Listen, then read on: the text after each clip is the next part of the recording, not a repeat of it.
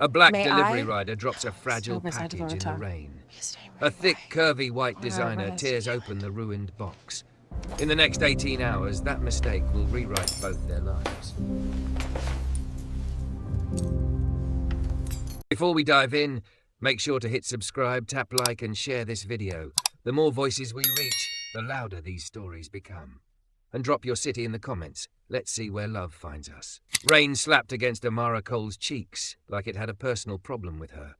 She leaned low over the handlebars of her electric bike, weaving between honking cars and puddles that hid ankle-deep potholes. The city towers blurred in the downpour, but the white label on the box strapped to her back stayed sharp in her mind. Lock Atelier, Rush Fraggle. Her dispatcher's crackling voice replayed in her head. Amara, this one is for that fancy designer. Screw this up and we lose the whole account. She couldn't lose anything else. Not another job. Not another paycheck. The light turned yellow as she flew toward the intersection. She gunned it, trusting her timing. A black SUV decided the red light didn't apply to rich people and cut across the lane. Amara swore, swerved hard, the bike fishtailing on the slick asphalt. The bike stayed upright. The package did not. She felt the strap slip from her shoulder in slow motion. The box slid off the rack, bounced once on the curb, and skidded across the wet sidewalk straight into a metal signpost with a hollow thunk. No. She hit the brake so hard her back wheel lifted, shoes scraping on the ground as she jumped off. Cold water soaked her socks instantly. Her chest seized. The box looked wrong. The corner was crushed, cardboard dark and sagging with water. Amara scooped it up with shaking hands and pressed her ear against it like it could whisper whether her life was over. No rattle. That was something. Her phone buzzed inside her jacket. A message from dispatch. Lock Atelier, client texting. She swallowed. Dying inside wouldn't get her paid. She tugged her helmet off, shook out her damp curls, and shoved the phone back in her pocket. The building loomed ahead, all black glass and gold edges like the world's most expensive jewelry box. You can't afford to be scared, she told herself. You can't afford anything. Inside, the lobby smelled like polished stone and citrus cleaner. A massive screen played footage from fashion shows, thin models gliding down runways wrapped in silk and sequins. The name Vivian Locke shimmered in white script along the bottom. Amara glanced down at herself. Oversized rain jacket, black leggings, and beat-up sneakers. The only thing that matched was the determination in her eyes. She approached the reception desk, forcing her voice to stay steady. Delivery for Lock Atelier. Rush. The receptionist's hair was a perfect honey-blonde bob. She barely glanced at the dripping box. Use the service elevator, 12th floor, and please don't drip on the marble. Amara bit back the retort on her tongue and followed the signs. The service elevator was all scuffed metal and humming machinery, a world away from the glossy lobby. As the doors closed, she let herself breathe out, head thumping gently against the cool wall. She thought about the overdue rent notice on her kitchen counter, the text from her kid brother asking if she could send a little for textbooks, the way her mom's voice had gone quiet on the phone when she joked about only delivering packages for now. When the doors pinged open, noise hit her first. Music, sewing machines, people talking in fast, urgent bursts. The 12th floor was chaos wrapped in beauty. Racks of gowns in jewel tones and ivory lined the walls. Half-finished dresses hung on mannequins with pins like silver thorns. And at the centre of it all, like a queen in her own storm, stood Vivian Locke. She was thick and curvy. Every line of her body poured into a deep emerald silk blouse and high-waisted black pencil skirt that hugged her hourglass figure. Her hips flared, her chest full, unapologetically soft in an industry that worshipped bones. Waves of glossy platinum blonde hair brushed her shoulders, and her mouth, painted a decisive red, pressed into a sharp line as she barked instructions to an assistant. No, that seam has to follow the waist, not fight it. We design for curves, not against them. If you want to torture women, go work for someone else.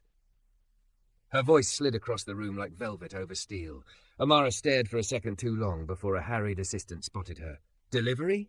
Yeah, Amara managed. Rush order, from the embroidery house. The assistant's eyes flicked to the dented box, then widened. Oh, God! Miss Locke! He called, already wincing. Vivian turned, and for a heartbeat the whole studio seemed to lean with her. Up close, the details sharpened. Faint freckles across her nose, a small scar at her left brow, the tired tension at the corners of her eyes. She looked Amara up and down, not cruelly, but like she evaluated everything in front of her on instinct. "Is that my headpiece for the finale?" Vivian asked, voice cool. "The one that was supposed to be here 2 hours ago?" "Yes, ma'am." Amara's fingers tightened on the cardboard. "There was traffic and the rain, but I got it here as fast as I could." Vivian's gaze dropped to the crushed corner. The room seemed to go quieter, even the sewing machines hesitating. "Why is the box damaged?" she asked. Amara's throat burned. She could lie, blame the shop, blame the weather. But her mama hadn't raised her like that. "It slipped off the rack when I swerved," she admitted. "Some jerk cut the light. I grabbed it as quick as I could. I don't know if anything inside." Vivian held out her hands. "Give it to me." The weight of the box left Amara's arms.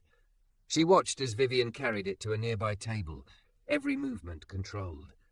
The designer sliced through the tape with a small silver knife, peeling back the damp cardboard. The crystal headpiece inside should have been magnificent, a crown of hand-beaded flowers and wired branches, meant to catch every light on the runway. Instead, one side sagged where the metal had bent.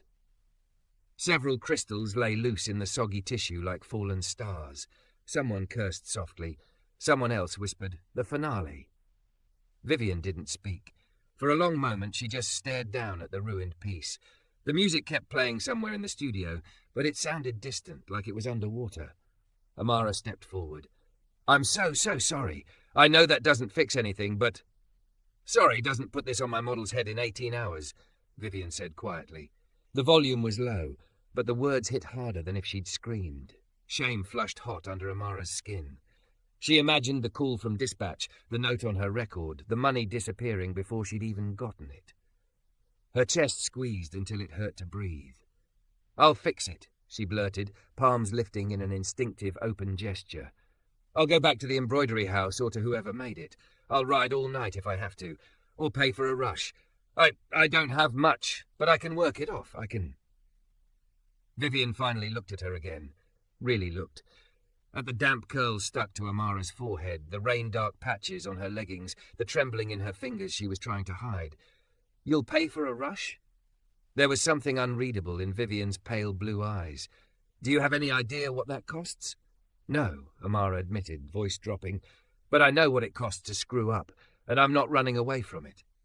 The studio was watching like this was part of some unscripted show. Assistants held their breath. An intern pretended to sort fabric while obviously eavesdropping. Vivian exhaled slowly, shoulders sagging for the first time.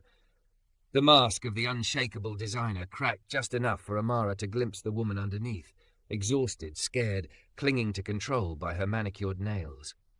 "If this show fails," Vivian said softly, fingers brushing one of the loose crystals, "my investors walk, my staff loses their jobs, my label becomes a cautionary tale. I don't have space for mistakes. Not from suppliers, not from myself, and definitely not from couriers who can't keep a box on a bike." The words stung, but there was no hate in them. Just fear sharpened into standards. Amara's jaw tightened. "I get that. I really do. I've been fired before for stuff that wasn't even my fault. But this?" She nodded at the bent headpiece. "This was my fault. Let me make it right, whatever that looks like." For a second, Vivian opened her mouth like she was about to say no. Get out. The kind of dismissal she'd probably used on 100 people who didn't measure up. But something snagged her attention over Amara's shoulder. On the mood board behind the courier, among the sketches and magazine clippings, was a photo pinned with a bright red pushpin. A full-bodied black woman laughing in a simple white slip dress, hips soft, shoulders strong, hair natural. She looked like someone who'd never apologized for the space she took up. Next to it, Vivian herself had scribbled, "Real bodies, real stories, no compromise." Her gaze flicked from the image back to Amara, wet, worn out, still standing here asking to fix what she'd broken instead of disappearing. "Where do you have to be after this?" Vivian asked slowly. Amara blinked. "Nowhere that pays more than this route," she answered, honesty slipping out before she could edit it. "Why?" Vivian straightened, decision settling over her like a cloak. "Because if that headpiece isn't walking my runway tomorrow night, neither am I. And right now, you're the only person in this room who knows exactly how it broke and how far you're willing to go to make it right." She pushed the damaged crown gently toward Amara. "Congratulations," Vivian said. "You're not just a delivery rider anymore. You're my last chance." Amara stared at the broken crown between them, rainwater still dripping from her jacket onto the studio floor, and realized this wasn't just about a package. This was about whether she believed her life could be more than dropping things off and riding away. Her fingers closed around the cold metal. "Tell me what you need," she said.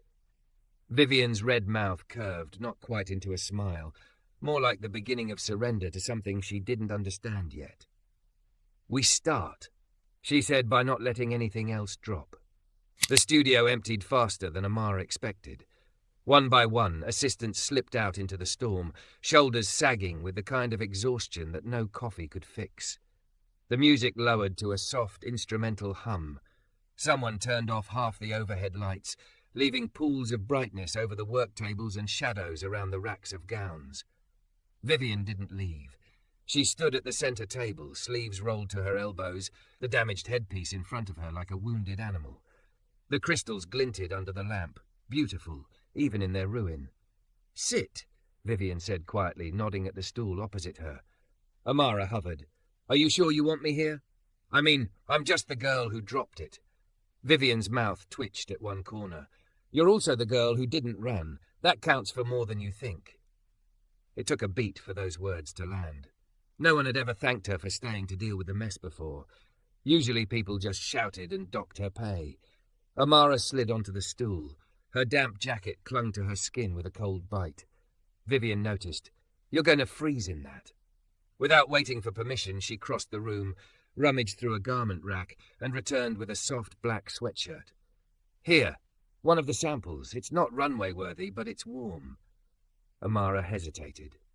The tag dangled from the collar, lock-stitched in gold.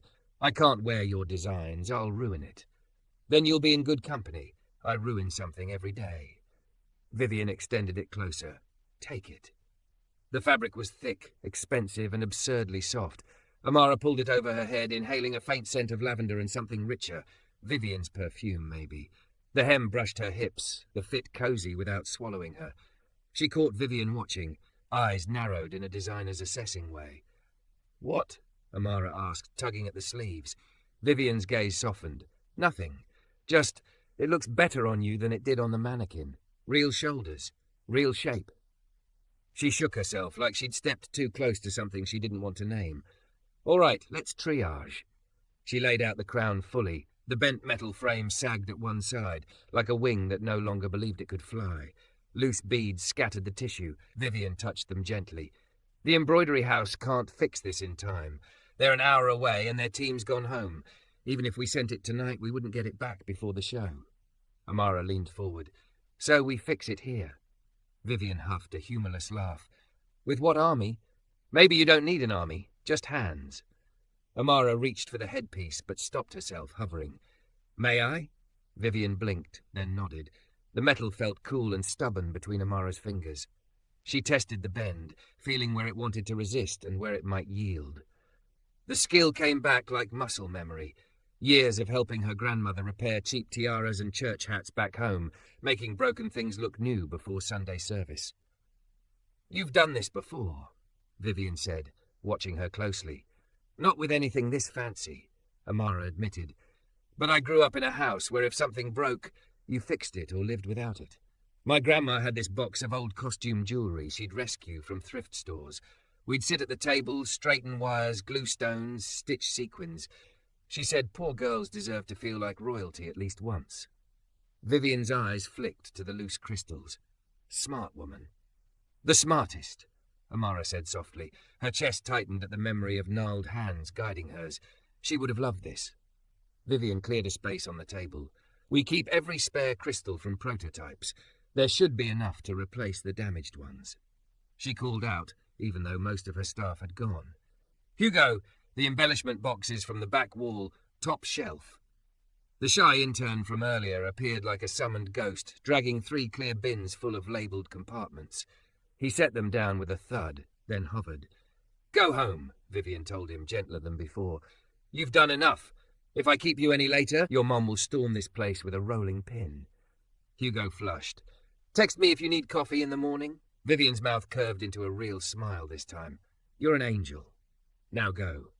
They were alone when the elevator doors finally thumped shut. The studio felt bigger, the quiet thick with unsaid things. Vivian perched on the opposite stool, surprisingly close. We have two problems, she said, slipping into a crisp tone, though her knee bounced under the table. 1, we need to restore structural integrity to the frame. 2, we need to rebuild the design so it still reads the way I intended from 10 meters down a runway with cameras flashing. Amara flexed her fingers. Okay, metal I can work with. Beads too. But design? That's you. Vivian hesitated, then pushed a sketch pad toward her.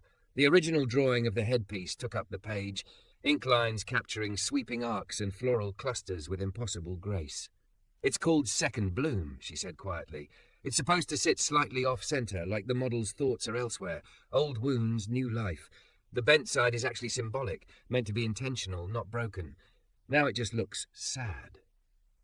Amara traced the lines with her eyes. Maybe it doesn't have to be exactly like this. Vivian stiffened. Excuse me? You said it yourself, Amara continued carefully. You ruin something every day. What if this mistake makes it better? What if the bend is part of the story?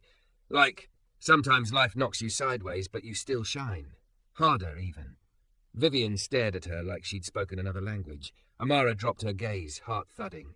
Sorry, that was dumb. It's your show. I should just... No. Vivian's voice cutting quickly. Don't apologize for thinking. You'd be surprised how many people in this world are paid not to. She leaned back, considering the damaged frame with new eyes.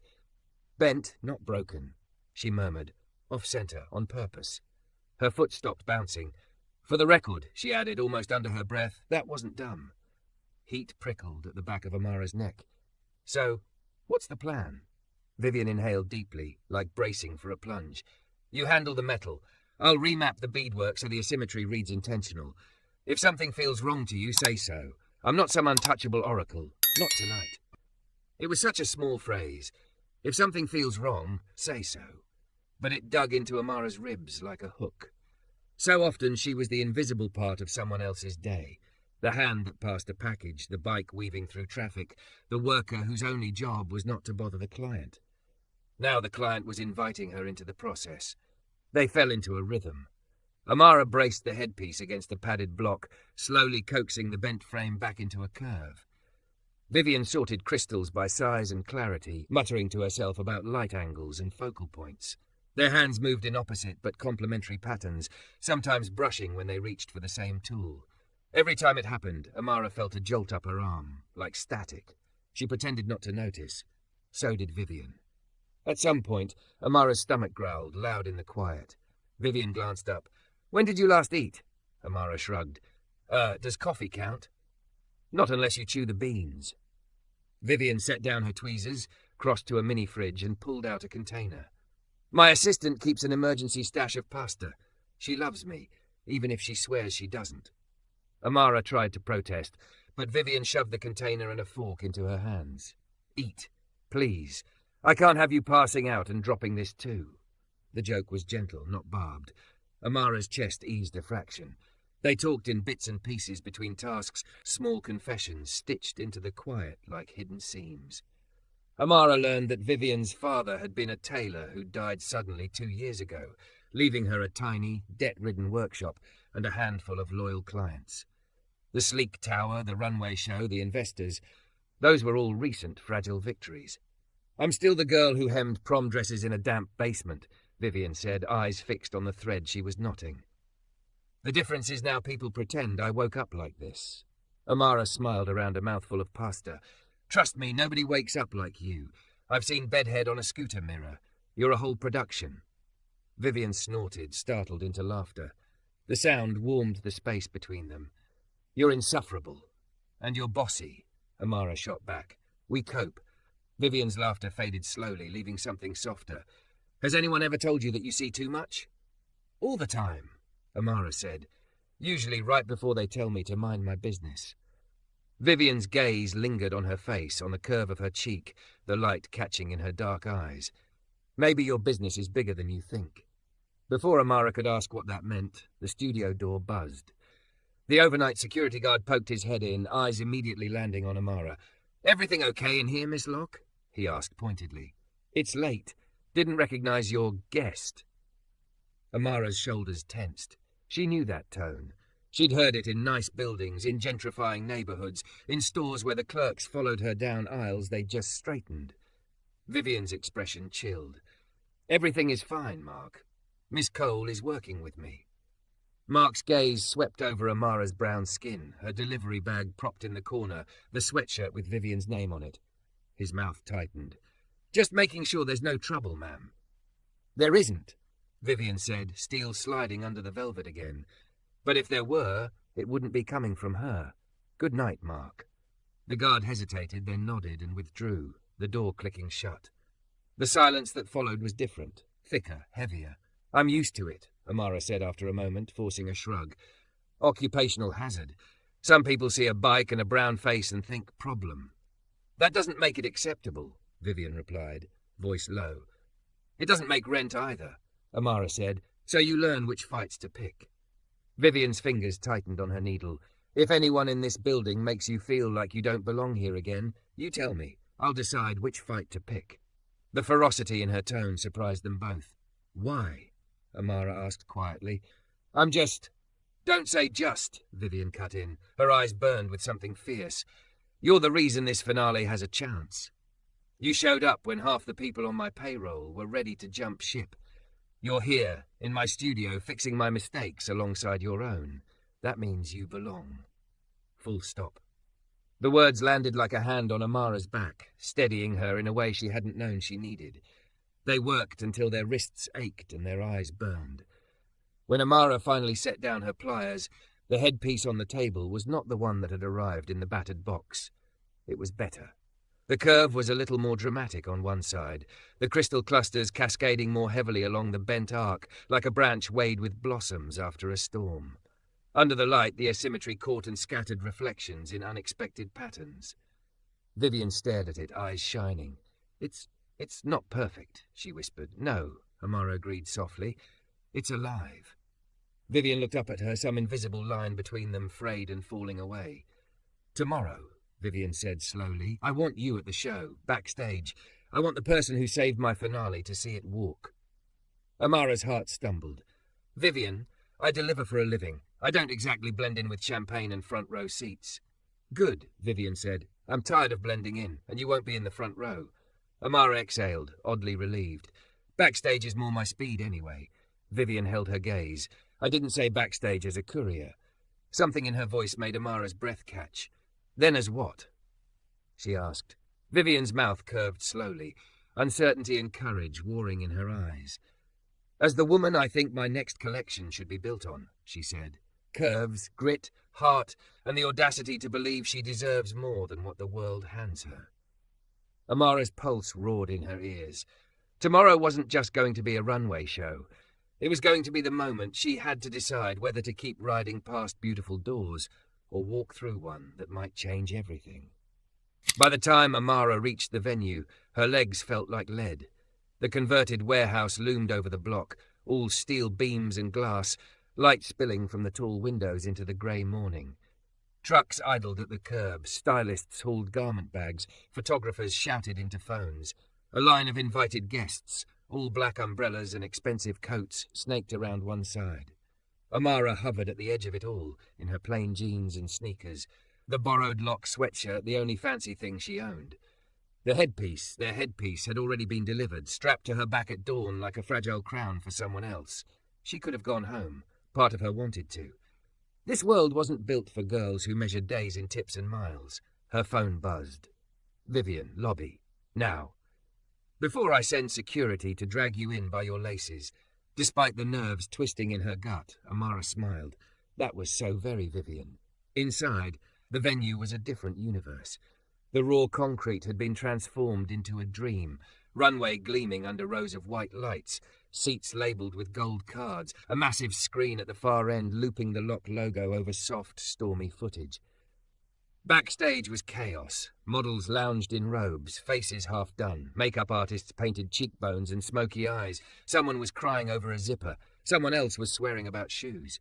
A frazzled man with a clipboard blocked Amara's path. "Deliveries through the back door, sweetheart." "I'm not a delivery," she said, then caught herself. "I mean, I was, but—" "Then what are you?"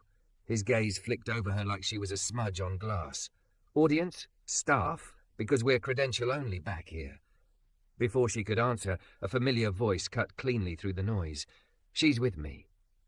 Vivian strode toward them in a fitted black jumpsuit that hugged every curve life, cinched at the waist with a wide belt. Her blonde hair was swept into soft waves over one shoulder, red lipstick sharp as a line of command. Even here in the center of the hurricane, she was impossible to miss. The man straightened. "Vivian, I didn't see her on the list. I thought." "You thought wrong," Vivian said, not unkindly but firmly. She stepped up beside Amara, close enough that their shoulders brushed. "Amara Cole is my guest and my collaborator. If she doesn't get in, neither do I." The man blinked. "Collaborator?" "She helped save the finale," Vivian said. "That crown everyone's been panicking about, she's the reason it will walk at all." A beat. "Issue her a pass, please." He nodded quickly, cheeks flushing, and hurried off. Vivian turned to Amara, something like apology in her eyes. "People here are trained to sort others into boxes," she said quietly. "Courier, staff, VIP. It makes them feel like they understand the world. I've let them do it to me, too. I won't let them do it to you." Amara swallowed. "You didn't have to say all that." "Yes," Vivian said, "I did." A runner appeared with a lanyard. Vivian took it, looped it gently around Amara's neck herself. The plastic card read backstage, Lock Atelier Guest. Amara traced the letters. "So, collaborator?" Vivian's lips curved. "You bent metal and argued symbolism with me at 3 a.m. You earned the title." Her gaze flicked over Amara's outfit. "But we do have a wardrobe situation." Amara looked down at her jeans. "What's wrong with my finest denim couture?" Vivian laughed, a short, bright sound that melted a knot in Amara's chest. "Nothing. If we were just friends, I'd say it's perfect." The word friends snagged between them, loaded. "But," Amara asked, heart stuttering. "But," Vivian said softly, "I'd like you to see my world the way I dreamed it, not through the cracks. Come with me." She led Amara to a quieter corner where an extra rack stood, covered in a garment bag. With a flourish, Vivian unzipped it. The dress inside wasn't like the icy gowns out front. It was a deep, stormy blue with a slight sheen, designed to skim curves instead of hide them. The neckline was modest but sculpted, the waist structured, the skirt flowing enough to move freely. "I had this made as a backup sample when we were testing our new sizing," Vivian said. Her voice had lost its usual certainty. The model it was for dropped out. "I kept it because I couldn't stand to let it go. It deserved someone."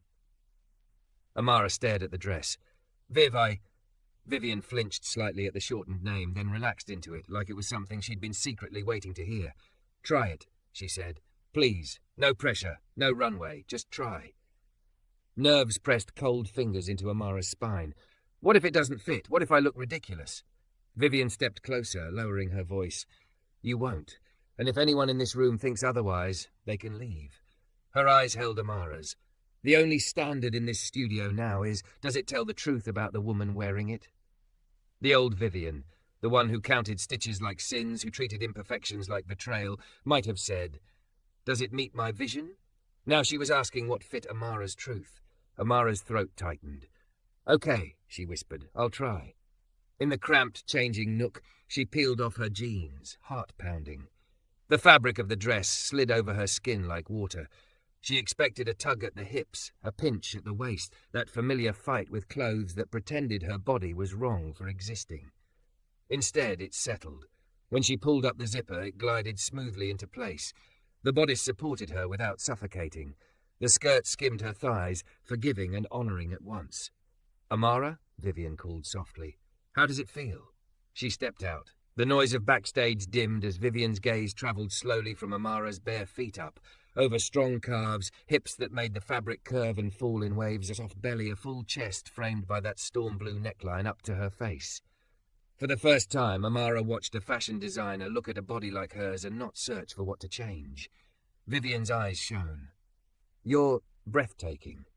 Amara scoffed automatically. "Please, I'm just—" "Don't," Vivian said, echoing their night in the studio. She stepped closer, her voice low. Don't shrink yourself before anyone else gets the chance. Her hand hovered near Amara's waist, not quite touching. May I? The question, may I, wrapped around Amara like the softest blanket. She nodded. Vivian's palm set gently at her hip, fingertips resting at the seam. This is what I wanted, she murmured. Movement, presence. A woman who looks like she's lived, not like she's waiting to. Amara's skin buzzed under the touch. I'm still not walking your runway. Vivian smiled. I know. Today you're here to watch, to see your work shine. She hesitated, eyes searching Amara's, and maybe to see what we could be outside of broken crowns and deadlines. Before Amara could untangle that, a panicked assistant rushed over. Vivian, sorry, but we have a problem. One of the finale models isn't here. Her car's stuck across town. It's gridlock. We've tried calling. How long? Vivian snapped into director mode, though her hand stayed at Amara's hip. Show starts in 20. She's not making it before finale call. The assistant's eyes darted to Amara, then away. We can reshuffle the order, but the dress with the crown won't have. Vivian cut him off. No, she turned slowly to Amara. For a heartbeat, everything else blurred. The stylists, the hangers, the rising music. No, Amara said before Vivian even spoke. Absolutely not. I deliver packages. I fix things in the dark. I don't strut in front of cameras in something that costs more than my rent. You don't have to strut, Vivian said gently. Just walk, breathe, be. Her thumb brushed a fraction against the seam, a tiny grounding touch. You know this crown. You understand what we built into it. Who better to wear second bloom than the woman who bent it back to life? Terror and something else, thrill maybe, flooded Amara's veins. What if I trip? She whispered. Then you stand back up, Vivian said simply. That's the whole point, isn't it? Investors hovered nearby like vultures in designer suits. One of them, a woman with a diamond watch, leaned in. Vivian, this is risky. She's not a professional, and the samples are cut for much smaller. Vivian turned, slow and lethal. The samples are cut for the women I was told would sell clothes, she said. I'm done with that. If my own line can't fit someone like her, then my line is the problem. Is this really the moment to make a statement? Another investor hissed. There are critics out there, buyers. Exactly, Vivian replied. They came for my vision, not your fear. She looked back at Amara, and something in her expression softened again, the steel melting into something warmer. You don't owe me this, she said quietly. If you say no, I'll rearrange. We'll survive. I'll still consider you the woman who saved my finale. The choice sat heavy and bright in Amara's chest. Years of being told to stay in her lane warred with the fierce, reckless desire to finally step out of it. To be seen not as a problem to be managed, but as a story to be told. She thought of her grandma's cheap tiaras, of the way they'd giggled over crooked crowns in a tiny kitchen. She thought of Vivian's hand steady on her hip, of you belong here, full stop. Her fear didn't disappear. She just decided to carry it differently. Okay, Amara breathed. I'll do it, but if I fall, you're the one paying my hospital bill. Vivian's laugh trembled at the edges. Deal. Minutes blurred. Makeup artists descended, evening her skin, brushing a subtle gold across her lids. Someone slipped heels onto her feet, sturdy, not sky-high, at Vivian's firm insistence. The repaired crown was nestled into her curls, cool metal and shimmering crystals settling like a promise. Backstage, the music swelled as the show began. Amara watched other models glide out, heard the murmur of the crowd, the click of cameras. Her heart rattled against her ribs like it was trying to escape.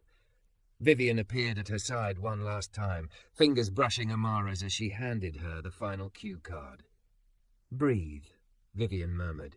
In for 4, out for 6. Walk like you're carrying everything that's ever tried to break you, and you're still here anyway. Amara drew in a breath. 1, 2, 3, 4. Let it out. 1, 2, 3, 4, 5, 6. The stagehand lifted the curtain, light hit her first. Then sound. A rush of whispers. The ocean roar of an audience taking in something they hadn't expected. For a moment her vision tunneled, but the dress held her. The crown rested steady. Somewhere at the end of the runway she saw the outline of Vivian near the tech booth, watching only her. Amara walked. Each step was a small, quiet rebellion. Against every time she'd been told to hide her softness. Against every look that had measured her as less. Against her own belief that she was meant to move around the edges of other people's moments, never through the center. The crystals scattered the spotlight in fractured rainbows. The asymmetry of the crown made the whole thing feel alive, like it was still in motion even when she paused at the runway's end. She didn't trip. She didn't shrink. She turned, heart pounding, and walked back, feeling the fabric sway, hearing the growing swell of applause.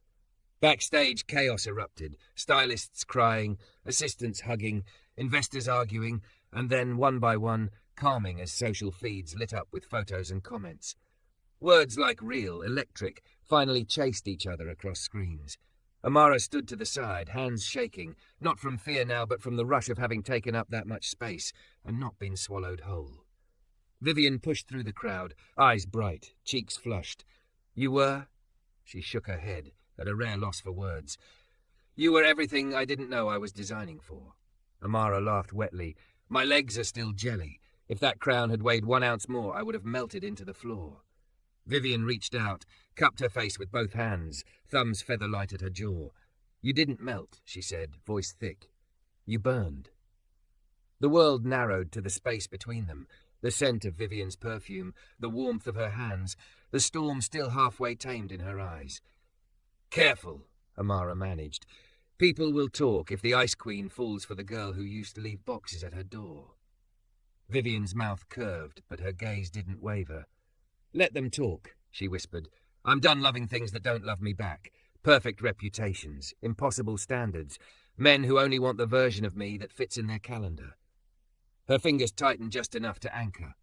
"You showed up in the rain and handed me the truth. You dropped my crown, then helped me rebuild it into something honest. If I'm going to fall..." She leaned in, breath warm against Amara's lips. "I'd rather it be for the woman who made me rewrite what I think I deserve." The kiss, when it came, wasn't some dramatic dip or staged cinematic moment. It was soft, trembling, careful. Two people who'd spent years bracing for impact finally leaning into each other instead. Applause thundered again in the distance as the models took their final walk. The headpiece glittered from atop another woman's hair now, but its story was rooted here, in this stolen corner, in the warmth of Vivian's mouth and the way Amara's hands found her hips like they'd been made for that curve. When they broke apart, breathless, Amara rested her forehead against Vivian's. "So," she murmured, "what happens now, Miss Locke?"